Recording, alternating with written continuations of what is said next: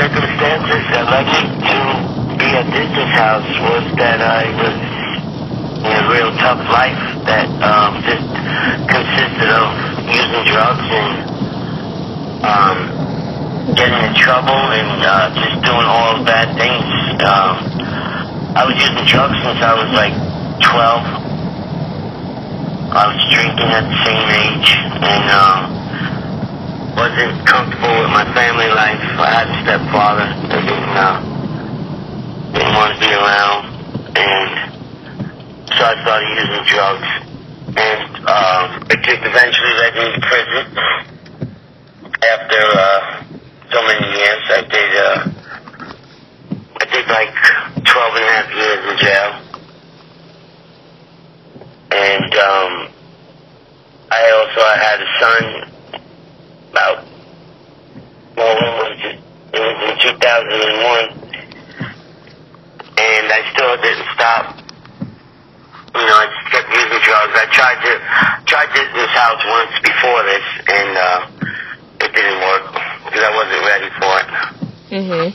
So, you know, eventually I came out, did the same thing again, landed in jail again, and finally had gotten separated from my family, you know, because his mother wasn't having it no more, and I understood that.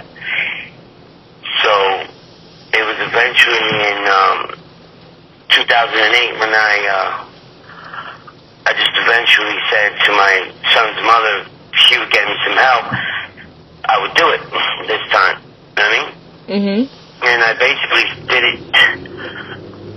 Well, to tell you the truth, it was for me. I was ready. I can't say that I did it for my son or her or anybody else. I was just ready at that time. Mm-hmm. And I just gave Dismas House a shot in the dark because I just went to a rehab and I really didn't have nowhere to go after that. So I called Zach one day and Zach was a little skeptical about it because you don't usually do things like that, you know, and I understood that. And I don't know, I just made him a promise and I've kept to that promise ever since. So how long were you living at Dismas House? How long was I at Dismas House? Yeah. I was in Dismas House for about a year. It was over a year, wasn't it, really? Yeah, I went in 2008. I left in, yeah, it was going on a year. It was about 11 months to 12 months. Okay. Yeah, and, you know, I went through the whole process. I was, you know, I was going to my meetings. I was, you know, like I said before, I was just ready to do it at the time. And, you know, Zach helped me out a lot. Residents at Dismas House helped me out a lot. I mean, it wasn't for Dismas House. If he didn't give me that chance, I probably wouldn't have made it. Yeah. So what do you think was the factor that made you, like all those other times when you weren't ready or when you tried, what do you think is the factor that finally made you ready? What made me ready was the fact that me not wanting to do it anymore. That's got to be the basic fact of, I was just tired of living the way I was living. Yeah. And I really did want to be with my son, and I knew I wouldn't be able to actually, you know, live with them or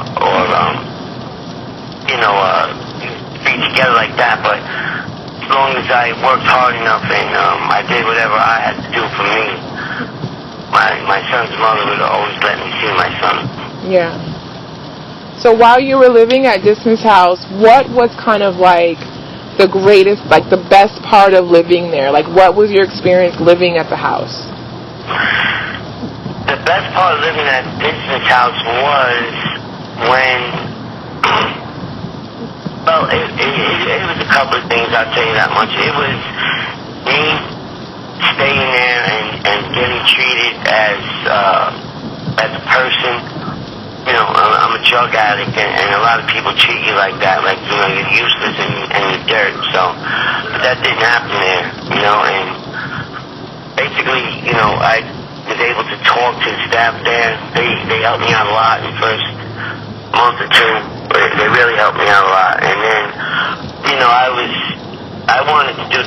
way still a little bit, you know, and I wanted just to see my son, but I wasn't allowed to because that was the rules, and it helped me more in the long run. The first time that I was allowed to see my son was only for a little while because I could only have an inside the house visit. I was allowed to have a longer visit, but you know, circumstances was that my son's mother had to come and she has a life to live. So you know, I seen him, but I was allowed to have that privilege of bringing at the house, and then afterwards, really, when he left, was the worst part, was because then I felt alone and empty. So the staff was there. They didn't leave me alone. You know, they seen me, and they seen me that I just like went to my room and stuff, but they came and got me and helped me get through that day. You know what I mean? Yeah. Yeah. It was a big part of that staff that was there, of Zach and Freddie and like Johnny was there at the time, and even the residents, you know, Robert, he's been there for like a long time now. Yeah. And they helped me out a lot. They really I really got through a lot of things with them. Yeah. Did it make you feel a little bit like more comfortable that they all like knew what you were going through? Well, yeah. They understood what I was going through, and they understood it, but they wouldn't give me the answers that I want to hear. They would give me straight up truth, like, listen, that's it, you know what I mean, whatever the case might be. Maybe I just wanted to hear, you know, that, it'll be, you know, one thing, but they told me, you know, that it's going to be this way, and that's it, you know what I mean?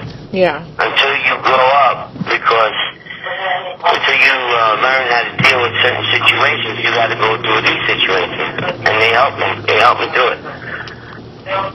So, like, do you feel like after Dismas House, like, because they're, you know, they say that they're trying to teach residents certain skills and life skills and how to deal with life, and do you feel like you learned those things when you left there? I did learn those things because I've learned to have patience.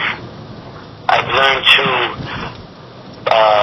I was the kind of person that, and a lot of drug addicts are, they do things, how do you say that word, like right on the spot, without thinking. Yeah. And before I think about, you know, what could happen, or what I should do, or, you know, what's the best for me. First, it's got to be for me, and then whatever happens afterwards is, you know, will all work out. So can you tell me a little bit about where you are now? Yeah, when I left Dismas House, my son's mother and my son, they were back in my life. She helped me out a lot. She's helped me out through everything. She's always been by my side, and what I did was, after that, I had a job. Of course, I was working while I was there. So I went on my own, and I stayed in New York and Long Island for a while, but eventually I had, in 2010, I made up my mind that I was working for like an $8 an hour job, and I had an opportunity to move to Pennsylvania, to have a better job, and better my life, and then hopefully that would, you know, better my son too, you know what I mean? Mm-hmm. So I moved, and it was hard. It was a big decision.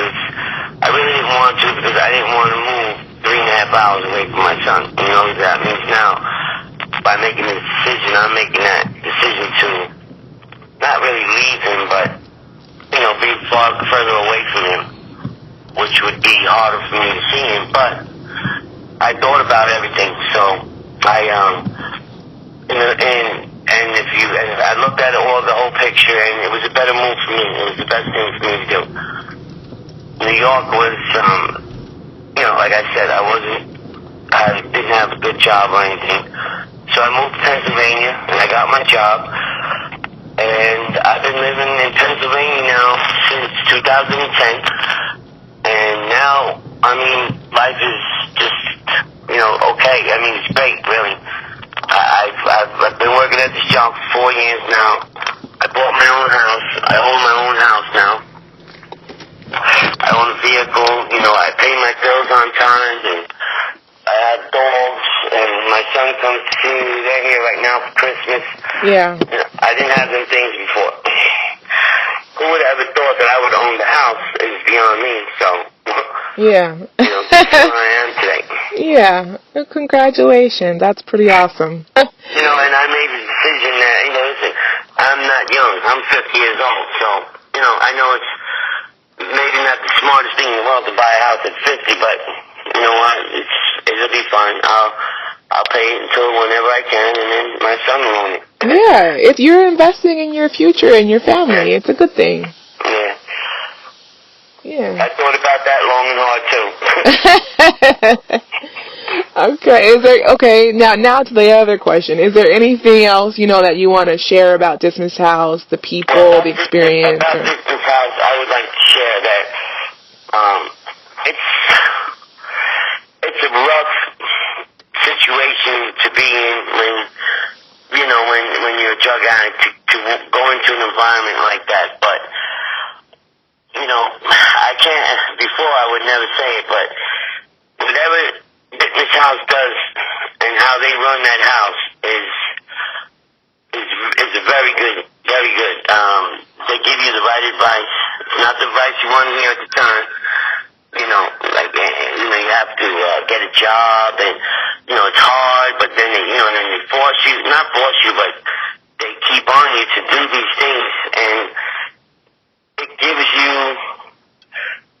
you an outline of what needs to be done in your life, because you don't know what to do at the time, because you're just set in your own ways, and it's a very good place to start your life over again. Believe me. Yeah. You know, when I come to Long Island, I try to get to I always come back. I always go back there to visit whenever I can. That's another thing, that they allow you to always come back and never say no. It's always a place where you could go back to and, you know, just visit and I do, you know, help somebody else. Maybe they didn't hear something that they just missed along the way, you know? Yeah. Well, that is so great. I just want to say thank you again for speaking with me and allowing us to publish your story and share it with people. You know, we get an overwhelming response from people when we show them how people can change and how people's lives change just by caring people kind of intervening. So. Okay. Okay. Thanks so much, Matthew. You're welcome. Bye. All right.